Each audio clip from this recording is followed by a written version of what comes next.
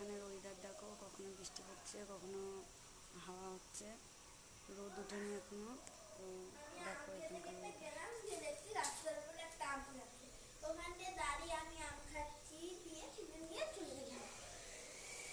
দেখো কুয়াশার মতন বৃষ্টি পড়ে আছে ঘাসগুলোই।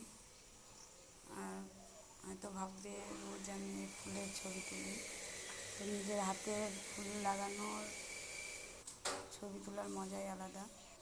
সব নিজে হাতে লাগানো, যত্ন করতে হয়, ফুলগুলো এমনি হয় না। দেখো 12 মাস ফুল হয় আমার গাছে।